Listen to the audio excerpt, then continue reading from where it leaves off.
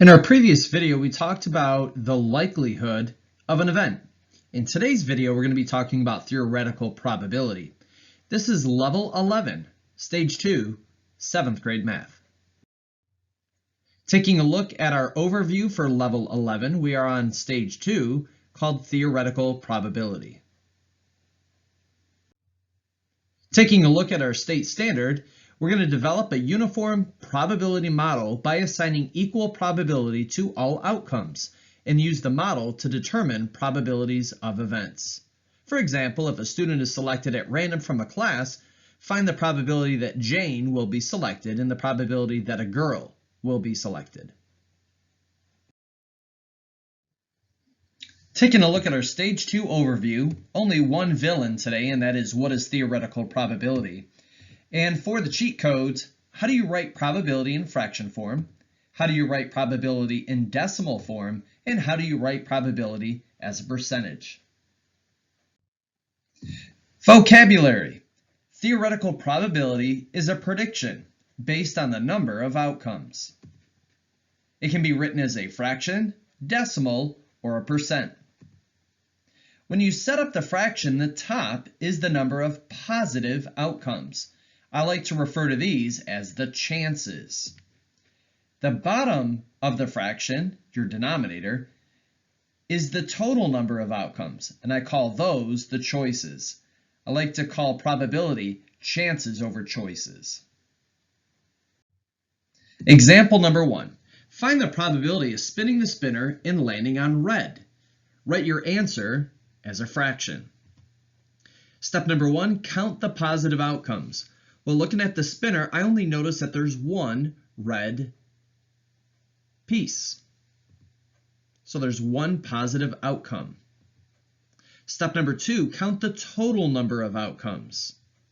There are 8 total outcomes. 1, 2, 3, 4, 5, 6, 7, 8. Step number 3, write your answer as a fraction. Chances over choices, 1 over 8. And that's it. Example number 3. Find the probability of rolling a number cube and landing on 2. Write your answer as a fraction. So we got our number cube, and we're trying to land on the number 2. Step number 1, count the positive outcomes. Well, only 2 would be a positive outcome, but that makes it 1 positive outcome. Not 2 positive outcomes, just one of them. Step number 2, count the total number of outcomes, and that's 6. You could land on 1, 2, 3, 4, 5, or 6 on a standard number cube.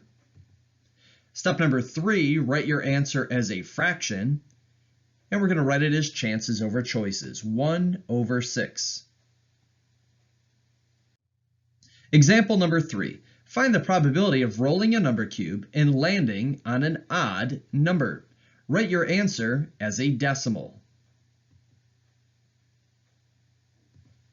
Step number 1, count the positive outcomes. And there are 3 of them. You could land on 1, 3, or 5. So 3 positive outcomes. Step 2, count the number of total outcomes. Like we said before, there are 6 of them. Step number 3, write your answer as a fraction. Chances over choices, 3 over 6. But wait, we're not done because we need to write our answer as a decimal. So step number 4, we divide to convert it to a decimal. 3 divided by 6 gives us 5/10. And that's how it's done.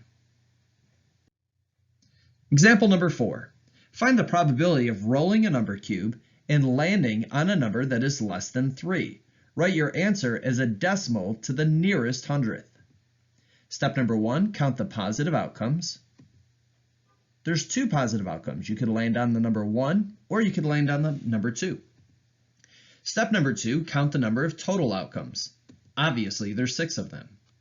Step number 3, write your answer as a fraction. And that would be 2 over 6, chances over choices. 2 chances of winning over 6 different choices on the number cube.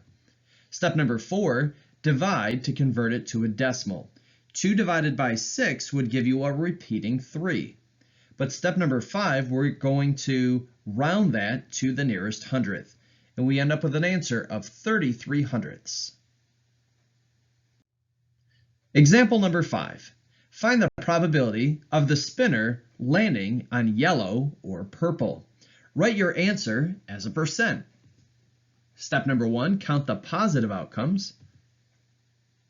There are 4 positive outcomes. You could land on 1, or 2, or 3, or 8. Step number 2, count the total number of outcomes.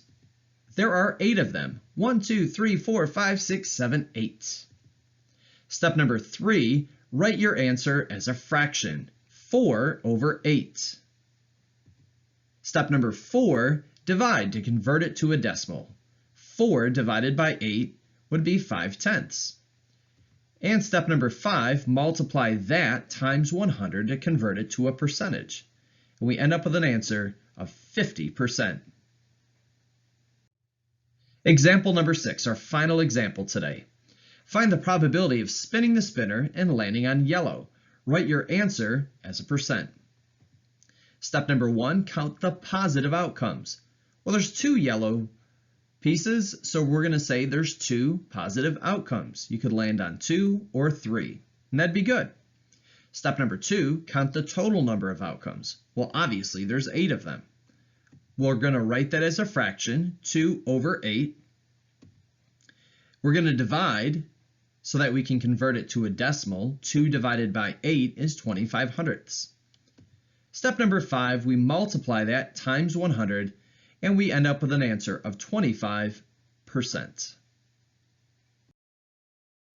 Bzzz, be careful. A common mistake students make when writing probability as a fraction is they use the event in the answer. For example, rolling a 3 on a number cube, sometimes kids would write that as 3 over 6. Nah, that's wrong. Be sure to remember that probability is written as chances over choices. The correct answer, my friends, would be 1 over 6. Motivational quotes of the day. Number 1, probability is the very guide of life. Everything that you do, you're always weighing the risks, weighing the possibilities. And so life truly is a giant game of probability. And the second quote from Abraham Lincoln, the probability that we may fail in the struggle ought not to deter us from the support of a cause we believe to be just. My guess is he was probably referring to the Civil War here. And there was certainly a very noble cause that he was fighting for. And sometimes we have to look at the odds and say, you know what? The odds may not be in our favor, but we're still going to go ahead and push on because it's the right thing to do. Hopefully you guys enjoyed today's video. Hopefully you learned something new. Join us in our next video as we learn about experimental probability. We'll see you then. See ya!